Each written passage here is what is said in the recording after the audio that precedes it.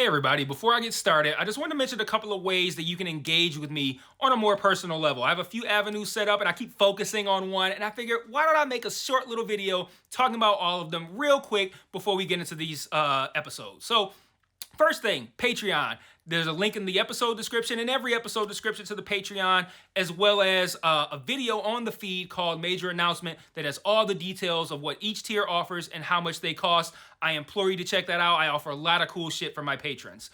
Second thing, the Discord channel. There's also a Discord link in the episode description and in every episode description.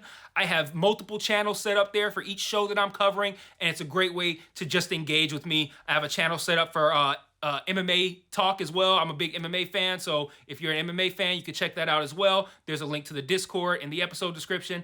And then lastly, the Facebook and Twitter. Social media. Follow me on there. I post news on there. When I say news, I mean like, hey, I'm stopping covering this show. Hey, I'm starting covering this show. Let me know what you think about this. I do live watches of things on Facebook where like I'll check in and say I'm watching so-and-so show, and then I'll like live comment while I'm watching it, and that'll be cool if maybe you watch that show too and you want to watch along with me, or you're watching it later and you will see my thoughts, which are usually pretty entertaining because I'm usually pretty high when I'm writing them. So check out all those links in each episode description, and let's talk about this episode. Peace. One mic. Yeah. All I need is one mic. Yeah. All I need is one mic. Hey everybody, welcome back to One Mic, and today I'm here to talk about Season 2, Episode 3 of HBO Max's Tokyo Vice, entitled Old Law, New Twist. Another strange episode title, and this one is tied to yet another minor moment of the episode, but I don't know, maybe they don't care about titles that much, so maybe neither should I. I don't know. But this was an incredibly strong episode that had a lot to like.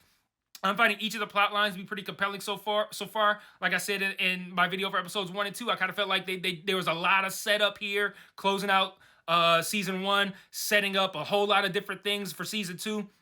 And I'm interested in all of those things and where they're going, and we're going to talk about that as we move forward. I'm even interested in the romantic relationships to a degree, which generally don't interest me at all in television and film. But that's because the romantic relationships here are so intertwined. And I think that they're going to help drive some of the characters' actions. Jake's dating Mazaki now, Tozawa's mistress, which comes with all sorts of very obvious issues and obvious tie-ins with the Yakuza-centric storyline. Sato is now apparently dating this Erica person, the girl from the club, which will undoubtedly complicate his relationship with Sam, not only because of their past with one another, but because by the end of the episode, it's looking like his crew isn't even going to be allowed in Sam's club anymore. So that could be interesting as well. Like, he's not supposed to be there, but he's got to go there to pick up his girl, right?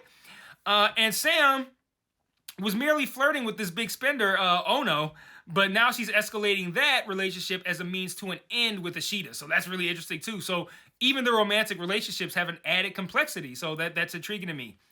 I'm even enjoying watching these characters interact with one another now that I understand them and their culture more. Like, I like Aimi's dynamic with her reporters now. I like the scene of Jake and Sato reconciling quite a bit. That was nice. I like the girls wanting to party after work with Sam out of respect for her. Like, you're the best, you're the best pimp we've ever had. The scene where they sang Backstreet Boys at karaoke, I thought that was a great scene. So yeah, like I said, lots to like this week. My only concern is that I almost feel like this season is trying to do maybe too much. I haven't counted as of this sentence, but as I move through my notes on this episode, I'm going to make note of just all the different balls this season is juggling. Pause. But like, it's a good phrase to use because there's a whole lot of things like minor plot lines, major plot lines, things that they're setting up, and there's a lot, and that sets the table for things to be overlooked or forgotten, and that's concerning. But I'm going to lay out these things as I come across them in my review of episode 3. So we're going to talk about it. Strangely enough, though, since they do seem to move each plot line forward each episode, I am still pretty confident this is going to go in a satisfying direction. But like I said, as of right now, a bit concerned, baselessly, but a bit concerned that things could be forgotten or underserved. I'm also finding the two white leads to be increasingly annoying, which is funny given the racial makeup of the show and its setting. Like, you shoehorn in white people into a Japanese story and they're annoying. Like, why does this feel like real life? But I'm only half joking, but I do want to talk about some of the decisions that Sam and Jake have made so far that range from stupid to dumb as fuck. Before that, though, let's start with the fact that this episode took another time jump. Jake's article on the bikers has been published, and it's been huge for him, apparently. He wrote a follow-up piece. We see him in bed with Masaki, watching himself be interviewed on TV. We also learn later in the episode that they've been seeing each other for a month, so I'm assuming that's going to be the time jump. Masaki notices a plane ticket, and Jake tells her he's going to St. Louis for his dad's 60th, and later he invites her to come and meet his family. And man, the relationship between Jake and Masaki is the first juggling ball this season, because what the fuck, this thing's advancing way too fast. He wants to bring her to meet his family? Like, okay. And not just someone. He's inviting someone he's been dating for a month who is the mistress of a Yakuza crime lord to come to St. Louis. Like, remember what I said about Jake and Sam's decisions ranging from stupid to dumb as fuck? This one, dumb as it is still kind of on the lighter side, like on the stupid side. So we'll see, but it is a very stupid idea. Jake wasn't done, though. Amy gives him and his two pals invites to a function at the U.S. ambassador's crib with the goal of them just cultivating connections and sources, meeting people they can reach out to. Jake invites Masaki to this event because they're both tired of dating in secret, and he ends this invitation by saying it's the perfect idea. And I'm like, Jake, why are you so goddamn stupid? Bitch, no, it ain't the perfect idea. You want to take a mistress of a Yakuza crime lord to an event full of politicians, and you expect no one to recognize her. Even though you just watched a video of one of Tozawa's men with a politician beating and possibly killing Polina. But yeah, sure, let's take her to the event, right? And you think it's the perfect time, the perfect idea for your first date outside is this event. I'd say that now we're at dumb as fuck.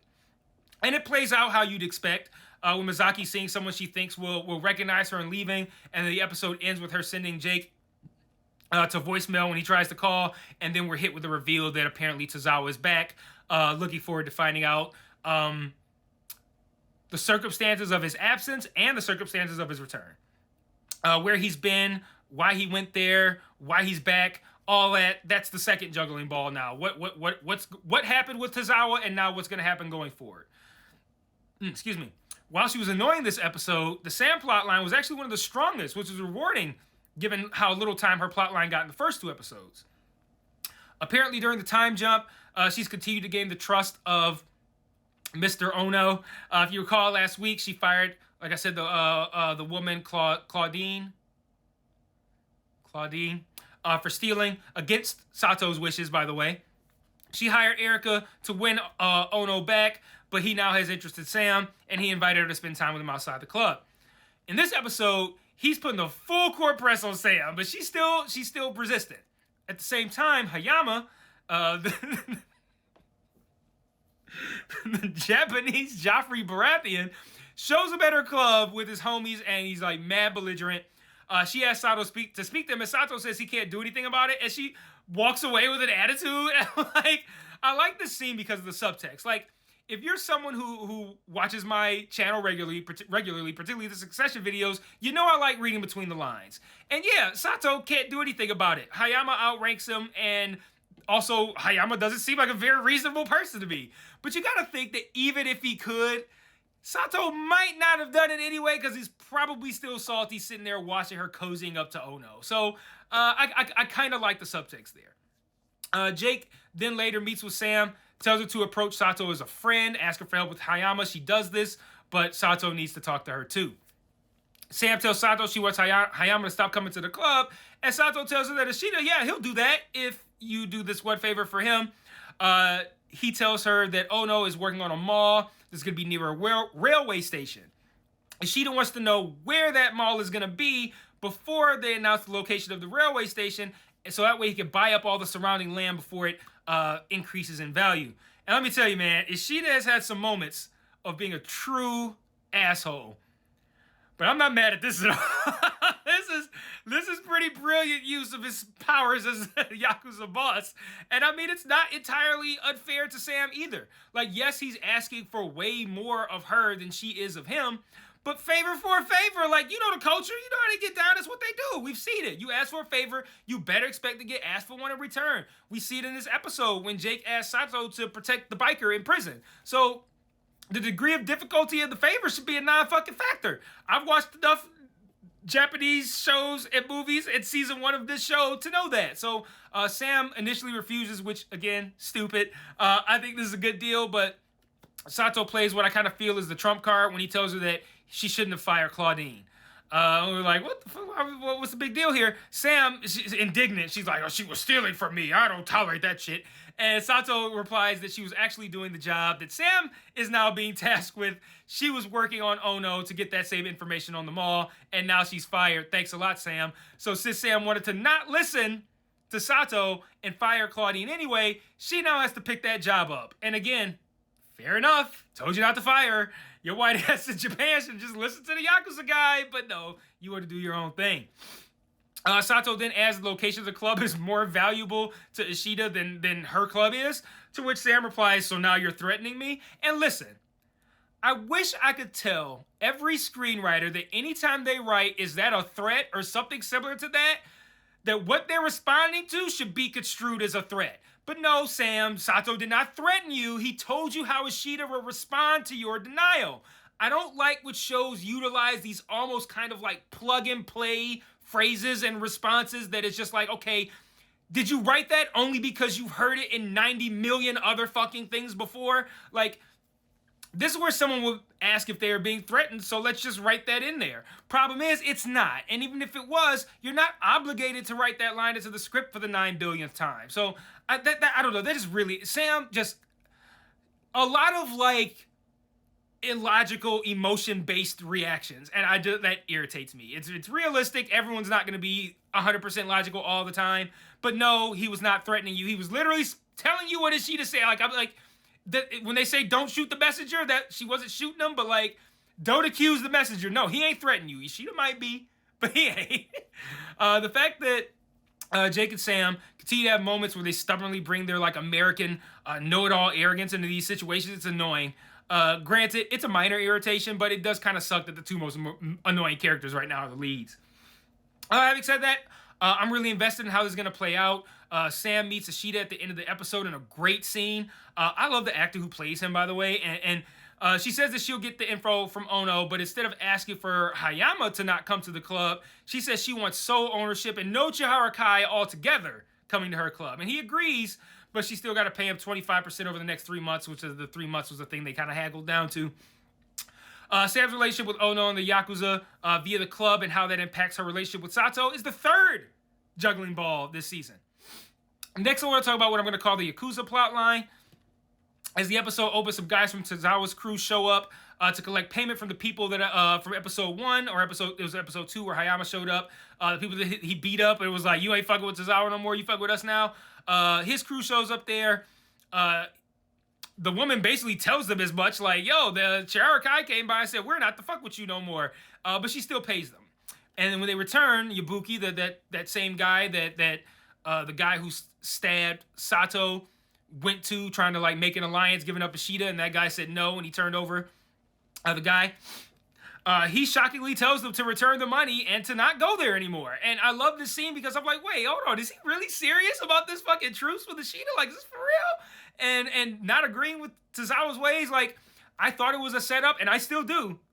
But I don't think he wants a truce. I think he has another plan. But making them return the money is a real commitment to the lie, especially given that no one seems to approve of his actions, which, again, further complicated by Tozawa returning at the end.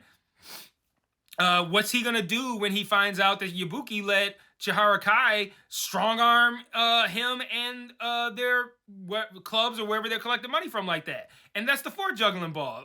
Internal conflict in the Tozawa clan. What's going to happen with the people who are... Well, Yabuki seems like he by himself, so what's going to happen there? The other part of the Yakuza plotline is Katagiri's. Last week, we learned about this new task force, like I said, led by Nagata, and she wants Katagiri to help her lead it. This week, the task force, they're ready to make a move. A member of a different clan is wanted for a murder, but the plan is to arrest the leader of that clan, as the member was essentially on clan business when he committed the crime.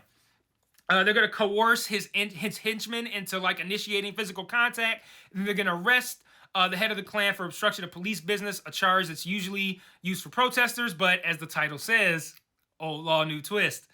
Again, insignificant title. I don't know. The plan goes off largely without a hitch, except one guy punches Katagiri and he takes off running. When Katagiri catches him, dude has a chance to execute Katagiri, but he doesn't, and he runs off. Everyone's pretty pleased with this win. We learned that there are 25 total clans in Tokyo, and this is the first of them that they plan on toppling. But Katagiri can't celebrate because his wife won't even talk to him. He's losing his family for this. He's losing part of himself, making decisions and taking actions he would have taken before, like what happened with the vice minister. So we've got an interesting direction for Katagiri as well regarding success in his career versus loss in his personal life. And that is the 5th juggling ball that is going on in this episode. And there's still 4 more. Where is this plot line with Sato's brother and the shoe website and Hayama going? That's a juggling ball. I loved how blown away Sato was by the internet. He must have been in prison for a long time. What's going to come of the biker who's now locked up and the favor that Jake is going to owe Sato for protecting him once he gets out? How is he even discovered to be the biker from Jake's story when Jake said he didn't use any names? And not only that, but Jake was clearly not a fan of this guy becoming a member of Sato's clan upon release. So that's the 6th juggling ball. Where's that going to go? 7th. Sato, he's developing a relationship with Erica. That's Sato's friend who works at the club. I'm sorry, that's Sam's friend who works at the club. No sex yet, but reading a bedtime story for her kid is a really quick way to get him there. And then 8th, what's going on with Aimi? This guy from the paper that she's dating, he's helping her out. Something going on with her brother. Where's that going? How's that going to tie into everything else? So yeah, there's a lot going on this season, all of which I find to be pretty compelling. I'm just slightly concerned about the show's ability to maintain so many moving parts throughout the season and just make it all come together at the end. But as of now, off to a good start. I will see you guys for episode 4. And until then, peace.